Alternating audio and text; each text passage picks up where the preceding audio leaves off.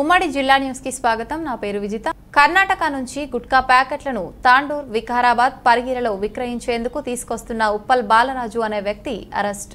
60,000 విలువగల గుట్కా ప్యాకెట్లను సీజ్ చేసిన పోలీసులు।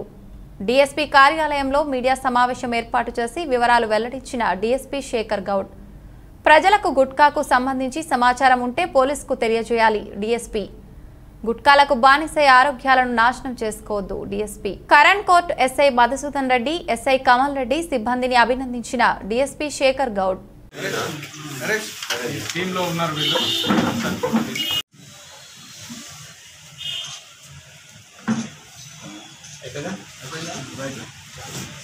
అతను హోల్సేల్ గా కర్ణాటకలో కొనేసి వికారాబాద్లోని పాన్ షాప్లకు అందిస్తున్నాడు। తర్వాత ప్రజలు మేము కోరుతున్నది ఏంటంటే వీటి వల్ల ఆరోగ్యం తీవ్రస్థాయిలో దెబ్బతిని క్యాన్సర్ వరకు కారకం అవుతుంది గుట్కా। ఇట్లాంటివి ఎవరికైనా తెలిసినా కానీ పోలీసులకు సమాచారం ఇస్తే ఇమీడియట్గా పట్టుకోవడం జరుగుతుంది। మేము కూడా దీనిపైన కఠినంగా వ్యవహరించడం జరుగుతుందని తెలియజేస్తున్నాం। మా జిల్లా ఎస్పీ కోటిరెడ్డి సారు ఆదేశాల మేరకు కొత్లాపూర్లో ఒక చెక్ పోస్ట్ కంటిన్యూస్లీ పనిచేయడానికి అది ఏర్పాటు చేయడం జరిగింది। దీనిలో గత వారం నుంచి కూడా అన్ని వెహికల్స్ చెక్ చేస్తున్నప్పుడు ఎక్కువగా మనకు గుట్కా రవాణా కర్ణాటక వైపు నుంచి మన వికారాబాద్ జిల్లాకు, వికారాబాద్ టౌన్ కావచ్చు, మరియు పరిగి, తాండూరు ఇలా అన్ని ప్లేస్లకు కర్ణాటక నుంచి మన ద్వారా రావటం జరుగుతుంది। దీన్ని దాదాపు 5-6 కేసులు మేము ఈ మధ్య కాలంలోనే పట్టుకోవడం జరిగింది। నిన్న రాత్రి కూడా లేట్ నైట్లో దాదాపు ఈ 11,000 ప్యాకెట్స్ గుట్కా ప్యాకెట్స్ పట్టుకోవడం జరిగింది। ఇది దాదాపు విలువ 60,000 రూపాయలు ఉంది। ఇందులో వికారాబాద్కు సంబంధించిన వ్యక్తి ఇందులో పట్టుకోవడం జరిగింది। అతని పైన కేసు నమోదు చేసి కోర్టుకు పంపించడం జరుగుతుంది। రంగారెడ్డి జిల్లా షాద్నగర్ నియోజకవర్గంలో పలు అభివృద్ధి కార్యక్రమాల్లో భాగంగా పట్టణంలోని ఈడెన్ ప్లాజా ఫంక్షన్ హాల్లో స్థానిక ఎమ్మెల్యే అంజయ్య యాదవ్ కూతురు జ్ఞాపకార్థంగా సుమారు 70 రోజుల పాటు సుమారు 700 మంది విద్యార్థులకు ఉచితంగా మధ్యాహ్న భోజనంతో కోచింగ్ ఏర్పాటు చేయటం, అలాగే వారికి సుమారు 500 సెంట్ల స్టడీ మెటీరియల్ అందించే కార్యక్రమానికి పూనుకోవడంతో పాల్గొన్న మంత్రి విద్యార్థులకు స్టడీ మెటీరియల్ అందించారు। ఈ కార్యక్రమంలో విద్యార్థులు సైతం తమ బంగారు భవిష్యత్తుకై అంజయ్య యాదవ్ నిరుద్యోగ యువత పట్ల కనబరిచిన తీరు ఎన్నటికీ మర్చిపోలేనిదని తెలిపారు।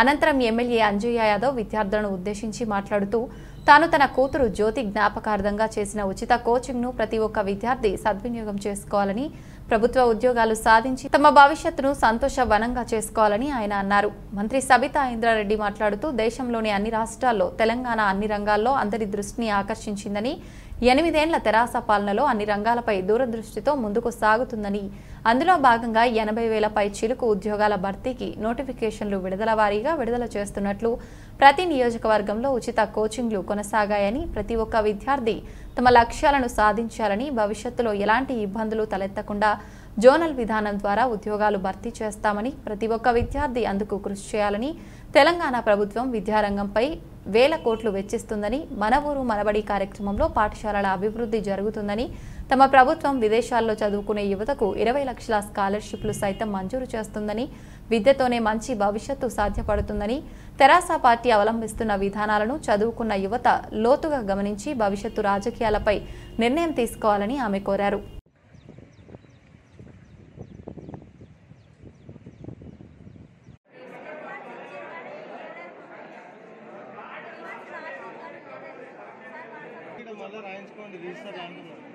వాళ్ళ కాడ తీసుకో 5 మంది కాడ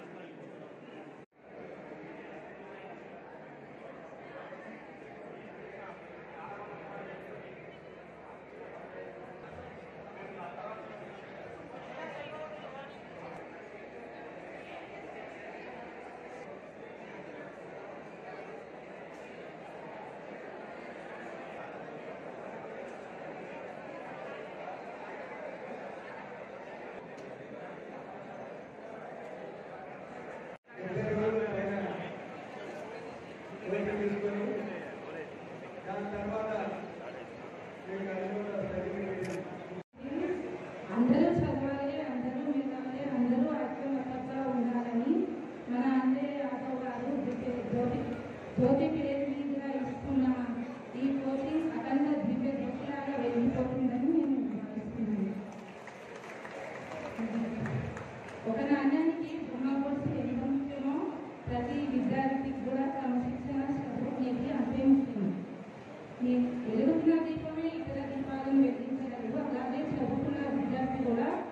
ఇద్దరికి జీవితంలో పైకొస్తాడు. మన తానే డబ్బు ఉంటే ఇతరులు బొందిస్తాడు. అదే చదువు ఉంటే ఎవరు దోచుకోలేరు. చదువు నుంచి మనం ఎంతో డెవలప్ కావచ్చు. మనకు అన్ని దానాల కన్నా విద్యాదానం అన్నదానం చాలా గొప్పది. పూటల కడుపు నింపే విద్యాదానం ఎంతో గొప్పదని అంటారు. విద్యుత్ చేతితో వజ్రాయుధం లాంటిదో, మానవ చేతితో ఓటు హక్కు లాంటిది. బుల్లెట్ కంటే బ్యాలెట్ శక్తివంతమైంది అంటారు. బుల్లెట్ లాంటివి ఇతర కోచింగ్ సెంటర్లు అయితే బ్యాలెట్ బాక్స్ లాంటివి మన ఉచిత కోచింగ్ సెంటర్ అని చెప్పుకోవచ్చు. 104 మార్కులు, రెండో పేపర్లో 107 మార్కులు రావడానికి గల కారణం మన ఉచిత కోచింగ్ సెంటరే. నాకు ఎప్పుడైనా ఏ మార్కులు అవగాహన లేదు. సార్ నేను టెట్ కోసం మీకు కోచింగ్ ఇప్పించలేదని చెప్పి మళ్ళీ తర్వాత మా సైకాలజీ సార్ను ప్రత్యేకంగా కేటాయించడం మా పూర్వజన్మ సుకృతం అని చెప్పుకోవచ్చు. ఇక్కడ సార్ రవీంద్రెడ్డి సార్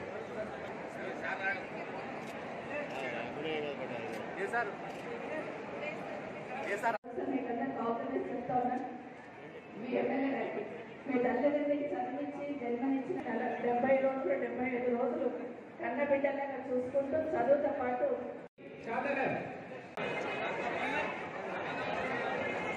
ప్రయత్నం చేయండి.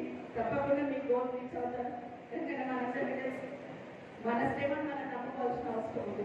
వాటి శ్రమ మీ ఆయుధం అయితే విజయం మీ బాధ్యత అవుతుందంట. అది చాలా ఒక్కటి మనం అనుకుంటే కష్టపడండి, ఖచ్చితంగా సక్సెస్ అవుతారు, మంచి ఉద్యోగాన్ని సాధిస్తారు.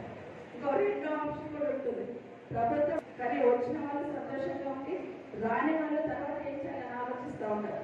మన ఎమ్మెల్యే గారు చెప్పినట్టు వీళ్ళందరి కోసం కూడా, అందరి పిల్లల కోసం కూడా ప్రతి ఒక్క పట్టా పట్టుకొని రోడ్డు మీదకి వచ్చిన ప్రతి ఒక్కరికి ఏదో ఒక దగ్గర ఉపాధి దొరకాలనేది ప్రభుత్వ ఉద్దేశం.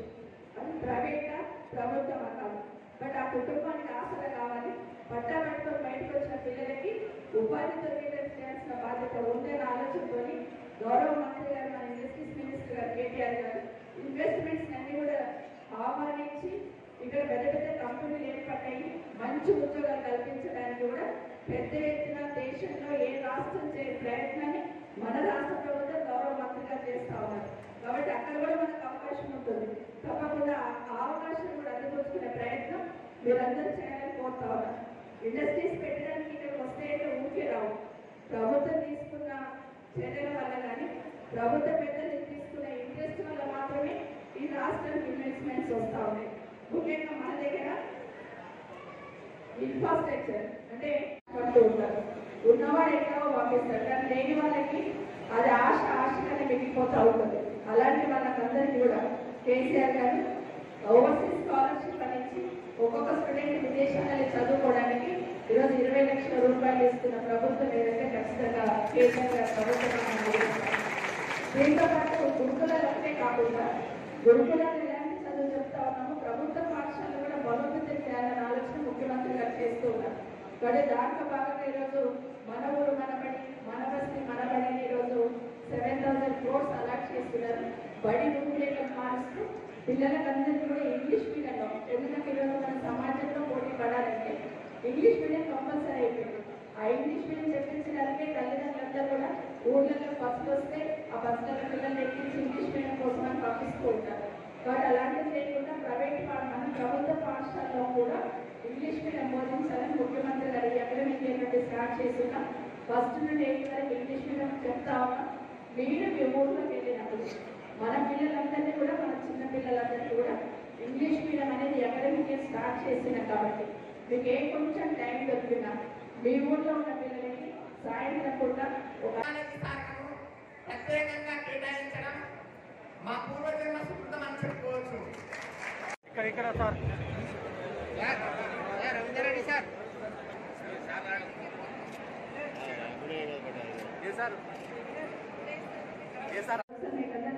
చెప్తా ఉన్నారు. మీ ఎమ్మెల్యే గారికి మీ తల్లిదండ్రులకి చదివించి జన్మనిచ్చిన 70 రోజులు 75 రోజులు కన్న బిడ్డలాగా చూసుకుంటూ చదువుతో పాటు రాము ఎం దినేష్ ఎట్లా పి సక్రు రేగన్ సింగ మరి అందరూ కూడా మీకు వరుసగా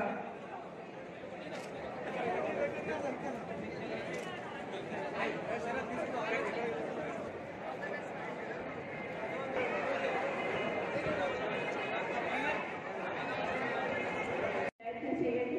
తప్పకుండా మీకు గోల్ రీచ్ అవుతారు. ఎందుకంటే మనందరికీ తెలుసు మన శ్రమ మనం నమ్ముకోవాల్సిన అవసరం ఉంది. కాబట్టి శ్రమ మీ ఆయుధం అయితే విజయం మీ బాధ్యత అవుతుందంట. అది చాలా ఒక్కటి మనం అనుకుంటే కష్టపడండి, ఖచ్చితంగా సక్సెస్ అవుతారు, మంచి ఉద్యోగాన్ని సాధిస్తారు. ఇంకో రెండో ఆప్షన్ కూడా ఉంటుంది. ప్రభుత్వం కానీ వచ్చిన వాళ్ళు సంతోషంగా ఉండి రాని వాళ్ళు తర్వాత ఏం చేయాలని ఆలోచిస్తూ ఉంటారు. మన ఎమ్మెల్యే గారు చెప్పినట్టు వీళ్ళందరి కోసం కూడా అందరి పిల్లల కోసం కూడా ప్రతి ఒక్క పట్టా పట్టుకొని రోడ్డు మీదకి వచ్చిన ప్రతి ఒక్కరికి ఏదో ఒక దగ్గర ఉపాధి దొరకాలనేది ప్రభుత్వ ఉద్దేశం. అది ప్రైవేటా ప్రభుత్వం కాదు. బట్ ఆ కుటుంబానికి ఆసరా కావాలి.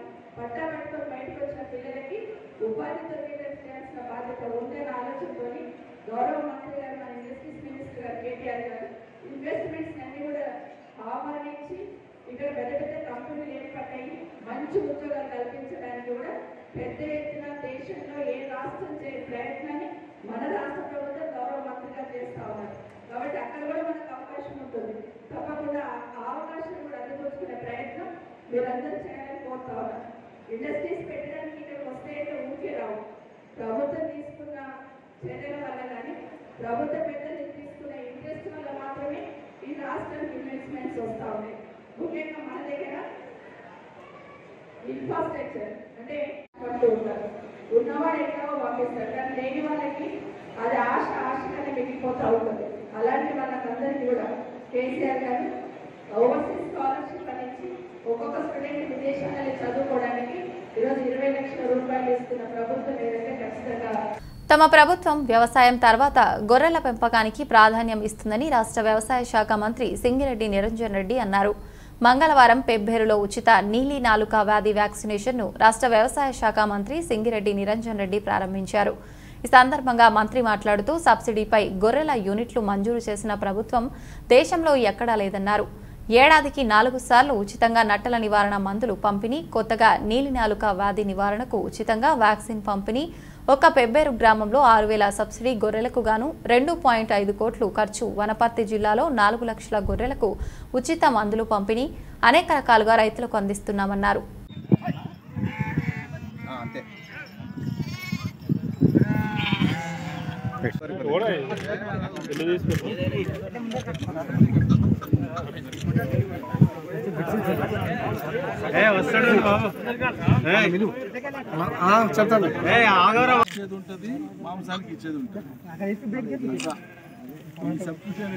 రైతులు ఎవరికి వాళ్ళు తెచ్చుకొని వాడేది. అటువంటిది ఈ బ్లూటంగ్ వ్యాధికి కూడా తెలంగాణ ప్రభుత్వం పశుసంవర్ధక శాఖ ద్వారా వ్యాక్సిన్ ఇవ్వాలని చెప్పి నిర్ణయించి ఆ వ్యాక్సిన్ అమలు చేయడం జరుగుతుంది. ఈరోజు ప్రారంభించినాం. ఇక్కడ ఈ ఒక్క పెబ్బేరు గ్రామంలో ఉండేటువంటి సుమారు 6,000 గొర్రెలకు సంబంధించినటువంటి ఈ జనాభాకు మాత్రమే ఈ బ్లూటంగ్ వ్యాధి వేయడం కోసం అవసరమైనటువంటి ఖర్చు ఎంత అంటే 2.5 కోట్ల రూపాయలు. అంటే ఒక 6,000 గొర్రెలు ఉంటే 2.5 కోట్ల రూపాయలు సుమారు ఖర్చు పెడితేనే అవి జనాభా పెరుగుతుంది. అంతేనా డాక్టర్? 4 లక్షలు. అంటే ఈ ఊర్లో 6,000, ఈ మండలము ఈ ప్రాంతం అంతా తీసుకుంటే 4 లక్షల గొర్రెలు సుమారు. ఈ 4 లక్షల గొర్రెలకు ఇచ్చేటువంటి మందులు లెక్కేసుకుంటే మనకు ఒక మందుకే 2.5 కోట్ల రూపాయలు అవుతుంది. ఈ విధంగా ఈ SRDS పథకం ద్వారా దీన్ని అమలు చేయడం జరుగుతుంది. గౌరవ ముఖ్యమంత్రి గారికి ఈ గొర్రెల కాపర్ల తరఫున, మన జిల్లా గొర్రెల కాపర్ల తరఫున నేను ధన్యవాదాలు అర్పిస్తున్నాను. వ్యవసాయం తర్వాత ఎక్కువ మందికి ఉపాధి ఇచ్చేటువంటి రంగం వ్యవసాయ అనుబంధ రంగం అయినటువంటి గొర్రెల పెంపకం, గొర్రెలు మేకల పెంపకం. దాంట్లో గొర్రెల పెంపకం ప్రధానమైనటువంటిది. ఈ వృత్తిని బలోపేతం చేయడం ద్వారా ఎక్కువ మంది ఉపాధిని బలోపేతం చేయొచ్చు అనేటువంటి ఉద్దేశంతో గౌరవ ముఖ్యమంత్రి గారు ప్రత్యేకంగా దీన్ని ప్రోత్సహిస్తున్నారు. గొర్రెలు మొదటి విడత రాష్ట్ర వ్యాప్తంగా ఇవ్వడం జరిగింది సబ్సిడీ మీద. రెండవ విడత కోసం కూడా సన్నద్ధమవుతున్నాము. ఈలోగా మన గొర్రెల జనాభా మొత్తానికి, జీవాలకు మొత్తానికి కూడా రోగాలు రస్తులు రాకుండా ఉండడం కోసం ముందస్తుగా ఇచ్చేటువంటి టీకాలు సంవత్సరానికి 4 సార్లు వాటికి నట్టల నివారణ మందులు ఇవ్వడం జరుగుతుంది. నట్టల నివారణ మందులు ప్రతి 3 నెలలకు ఒకసారి ఇవ్వడంతో పాటు రాష్ట్ర వ్యాప్తంగా ఉచితంగా మొత్తం గొర్రెలకు, అదేవిధంగా మన నీలి నాలుక రంగు అంటే బ్లూటంగ్ డిసీజ్ అని ఒకటి ఉంటుంది, దాన్నే జొల్లు వ్యాధి అంటారు సాధారణ భాష. జొల్లు రోగం అంటారు. ఈ జొల్లు రోగం అనేటువంటిది అత్యంత ప్రమాదకరమైనటువంటిది. దీనికి గతంలో జోగులాంబ గద్వాల జిల్లా కేంద్రంలోని రైల్వే స్టేషన్లో స్వతంత్ర భారతదేశం యొక్క 75 సంవత్సరాల జ్ఞాపకార్థం దేశమంతటా ఆజాదీ కా అమృత్ మహోత్సవ్ వేడుకలను ప్రారంభించారు. ఈ కార్యక్రమాలు 7 రోజుల పాటు నిర్వహిస్తామని railway board chairman CEO Shri Vinay Kumar Tripathi తెలిపారు. జూలై 18న కేంద్ర స్థాయిలో ఐకానిక్ వేడుకలను హైదరాబాద్, విజయవాడ, గుంటూరు మరియు గద్వాల్ ఈ 4 రైల్వే స్టేషన్లు ఎస్సీఆర్ పరిధిలో వారం రోజుల పాటు చారిత్రాత్మక ఈవెంట్లను నిర్వహించనున్నాయి. గద్వాల ఎంతో ప్రాశస్త్యం ఉన్న ప్రాంతమని, ముందుగా గద్వాలలో మొదలుపెట్టామని Hyderabad divisional railway manager Shri Sharat Chandrayan అన్నారు. అనంతరం వేడుకలను జెండా ఊపి ఆజాదీ కా అమృత్ వేడుకలను ప్రారంభించారు. తదనంతరం జోగులాంబ గద్వాల జిల్లాలో గల స్వాతంత్ర సమరయోధుల కుటుంబ సభ్యులకు, వారి వంశస్థులకు సన్మానం చేసి స్వతంత్ర పోరాటంలో సమరయోధులు చేసిన పోరాటాలను గుర్తు చేసుకున్నారు. భారతదేశం అంతటా కొనసాగుతున్న ఆజాదీ కా అమృత్ మహోత్సవ్ వేడుకలు స్వాతంత్ర సమరయోధుల జ్ఞాపకార్థం జూలై 23 వరకు జరుగుతాయని అన్నారు. కార్యక్రమంలో M Koteswararao, ADRM operations, senior railway అధికారులు, గద్వాల్ రైల్వే స్టేషన్ అధికారులు పాల్గొన్నారు. గద్వాల్ నుంచి Mahabub Pasha reporter.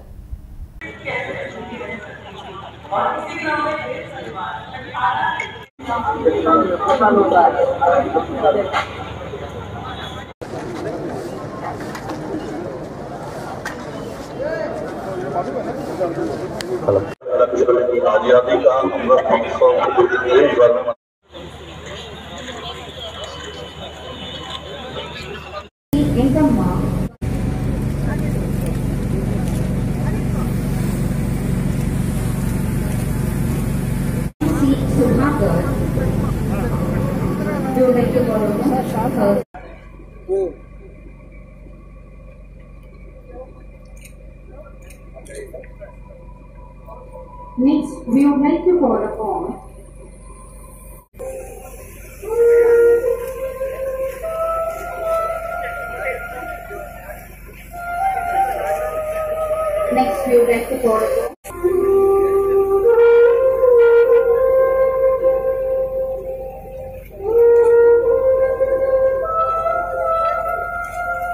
Next, we would like to call upon Sri Veeresh and Naresh. They are the sons of freedom fighter late Nasoji.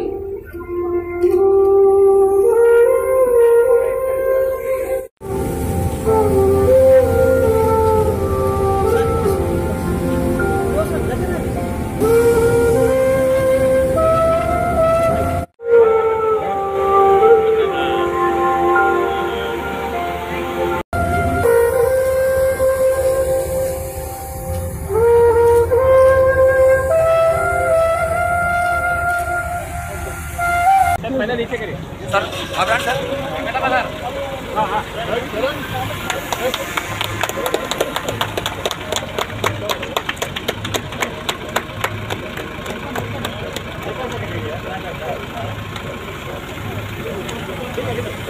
आप पूरा पीछे का हरी झंडी दिखाकर राष्ट्रगान होने के पहले आप सभी को सुंदर सोच गंगा उच्चल जलधि तरंगा तब शुभ नामे जागे तब शुभ आशीष मागे गाहे तब जय गादा जन गण मंगलदायक जय हे भारत भाग्य विधाता जय हे जय हे जय हे जय जय.